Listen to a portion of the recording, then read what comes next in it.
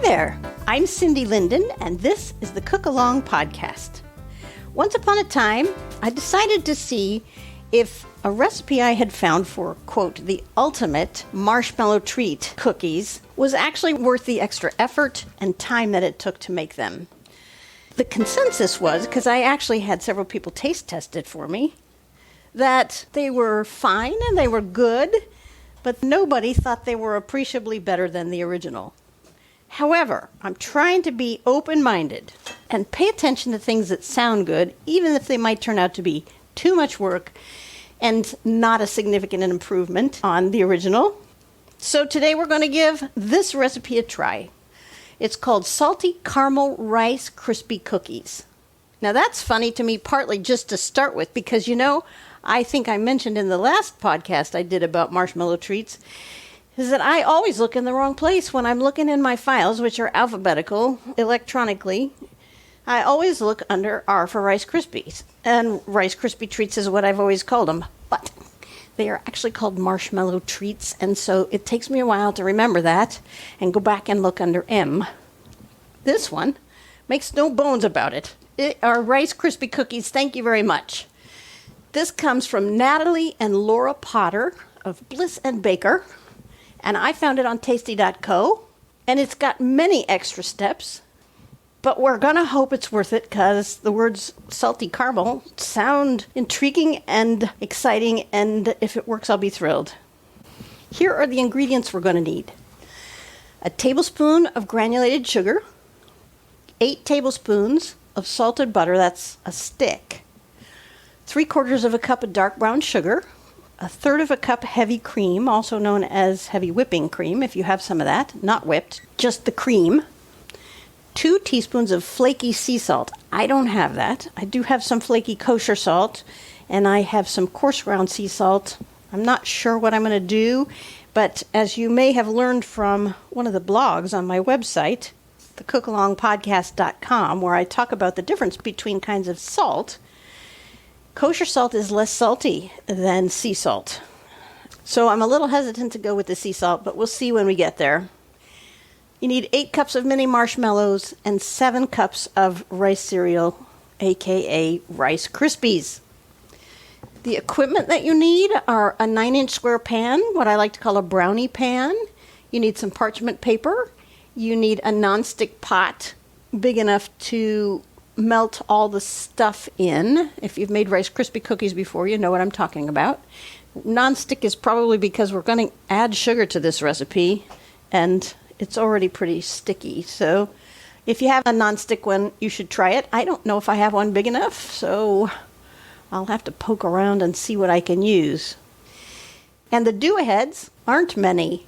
Gather all your stuff together and line your 9-inch pan, or mine's an 8-inch pan. I don't have a 9-inch pan, but it's a square pan with 2 sheets of parchment paper. So I guess 1 in each direction. It needs to be really thick because the sugar and the butter in this, my guess is, will otherwise soak through, and everything, including the parchment paper, will stick to everything else. So 2 layers of parchment paper. I don't want to be pesky and maternal, or should I say patronizing? Matronizing? I don't want to be those things, but I really do think it's important to have everything measured out before we start. And then come back and we'll cook these up. Well, in that interim, I learned some things. I learned I do not have a non-stick pan big enough to cook this in. So I'm going to have to take my chances with a regular pan. It's an ironclad Revereware pan. I'm just going to keep my fingers crossed and hope this works out. The other thing I learned is that I also don't have any flaky sea salt anywhere. What I have is kosher style flake salt. So I have to choose between granulated sea salt and kosher flake salt. The granulated won't behave the same way as flake salt, but the kosher flake salt won't be as salty. I think I've decided that that is worth the risk, because I don't know how salty these need to be. They'll still be salty, they just won't be as salty as if I was using sea salt, so I'm just going to risk it. We've got our pan ready, although my parchment paper doesn't sit down in it. It just sticks right up at the top, and I don't know how to fix that. Not sure there really is a way.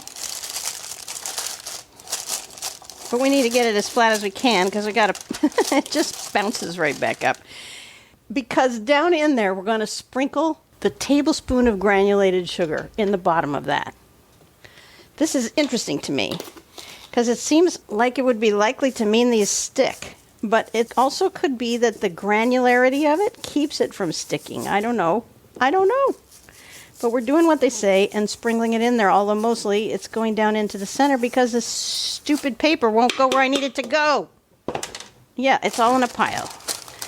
I'm going to try to do this again. If I could fold it right so that it would actually coat the whole bottom, that would be so swell. Like if I fold it over the edges, it's bad enough with one piece of paper, but with two, this is almost impossible. That's as good as that's going to get. And there's a lot of bare spots. Oh, well, that's the way it goes. Now, in this pot goes the butter. The whole butter. So we have to make the caramel, right? Caramel is butter, sugar, and cream.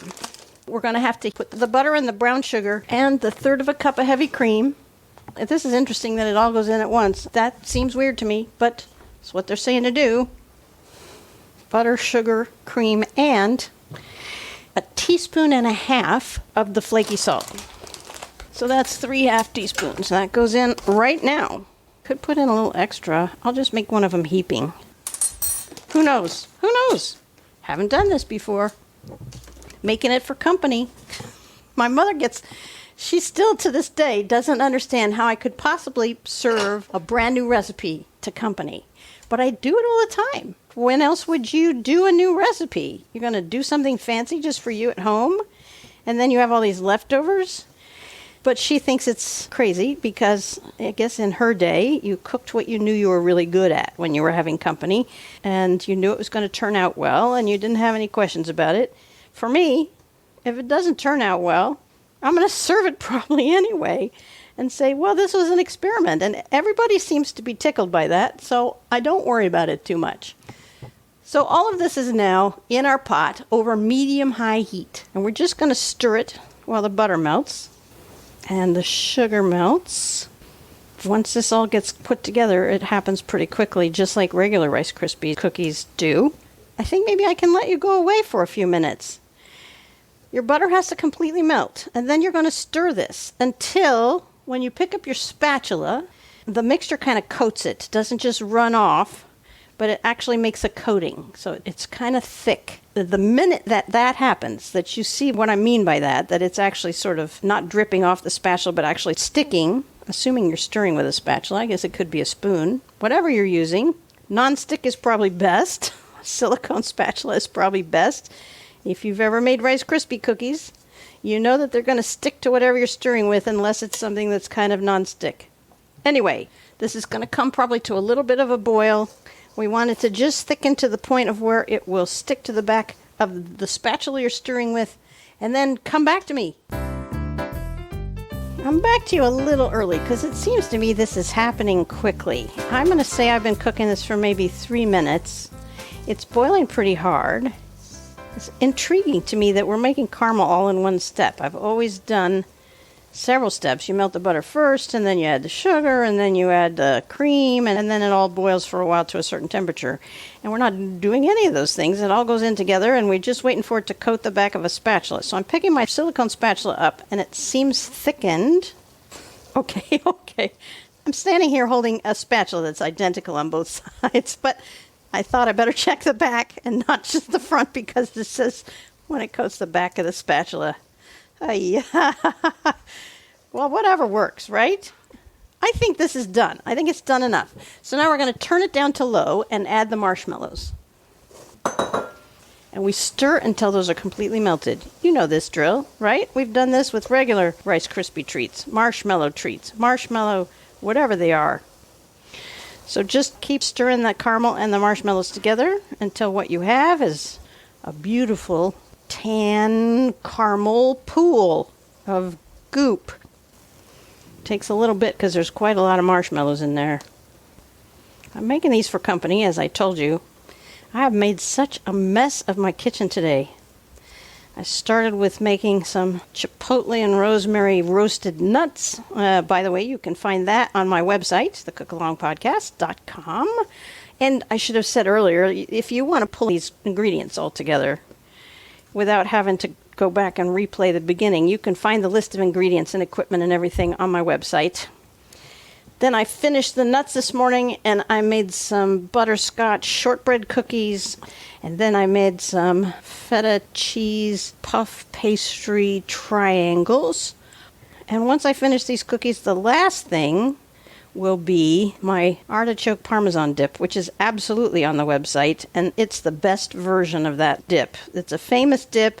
This is the most wonderful version I've ever tried, and it's one that people consistently ask for the recipe for, which is how I myself got it, because somebody brought it to a party. I think it was a Christmas party, and I sought that person out and said, "How did you do this?" And it's incredibly easy.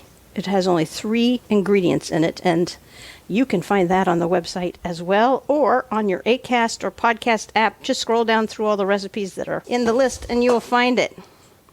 So I just took mine off the heat. It's starting to boil again, and I don't think I really want it to do that. The pan is still hot. The mixture is still hot. So I'm just stirring the marshmallows in. They're almost all melted. And then I bet you can guess the next step. Once the marshmallows are melted, you take it off the heat, same thing you do with regular Rice Krispie cookies, and you pour in the Rice Krispies. In they go. Stir that up. And here's where I may get into trouble, because it may stick to this pan. I have nonstick pans, but they're just not big enough for this much stuff. So I'm using kind of a Dutch oven kind of pan, and I don't have a non-stick version of that. Oh boy, yeah, this is going to be pretty sticky. Obviously what we're trying to do here is coat all these Rice Krispies. And once they're all coated, the next step, of course, is to press this into that pan that we prepared with the parchment paper and the sugar in the bottom. This is a little harder to get all the rice coated with for some reason. Maybe because there's more of the sauce than just the marshmallows themselves. There's enough sauce that it makes it hard to not find pockets that haven't been spread around yet. Okay. All right, close enough. In they go. Wish me luck. It doesn't even look like these will all fit in here, but I'm going to trust that these people who came up with this recipe know what they're doing. In it goes. Of course, I do have an 8-inch pan instead of a 9-inch pan. That could affect things. Just make them bigger, right? Deeper, thicker. Yes, very sticky. Oh my goodness, yes. But you know what? I don't know that it's that much stickier than usual. Well, I don't really need to talk you through the rest of this. But, well, I will. I mean, I'll talk you through the rest, but then you don't need to stick around, okay? Once you get all of this into the pan, which is going to take me a minute because a lot of it is stuck to my pan, you're going to flatten it out as best you can. And then that last half teaspoon of salt, you're going to sprinkle over the top. And then it either has to sit at room temperature. Oh my goodness. I'm getting my exercise. I'm burning off the calories I'm going to get eating this. It has to sit at room temperature for at least an hour, or if you're in a bigger hurry than that, they could go in the refrigerator for 30 minutes. What I've done here, maybe you figured out by my description of what I made, is kind of making, it's a lunch sort of on the dim sum theme. Now I'm pressing this in here using the same spatula. I hope this is good. I hope it's worth the extra time and trouble, because this would be a really fun flavor of Rice Krispie cookies to have. Anyway, I'm not making a lot of anything. So I have 8 people, and I have about 12 of everything I described to you, 12 servings. And that's going to have to be enough. It's not supposed to be dinner or even lunch. It's sort of afternoon snacks, after which these people are going to get in their car and drive 3 hours to Seattle. Oh, the salt on the top. Okay, gently. How do I get all of this salt without dumping it? It's in my teaspoon, my half teaspoon, and I am using my forefinger to tap the side of the spoon so that only a little falls out at a time. Okay, this seems like a lot of salt. again, 8-inch pan versus 9-inch pan, but still, this seems like a lot of salt for this amount of surface. Like I don't even know if I should use all of it. Having not tried the recipe before, again, I'm going to go out on a limb and trust these people. It probably should be large flakes. That's what I'm thinking they really meant, is large flake salt. Would have been nice, but I don't have that. All right, tasting some from the pan that stuck. Yeah, they're good. I don't know that they're enough better. I don't think I'll know that until I taste them, a whole bar. That's nice, though. The caramel is not overwhelming.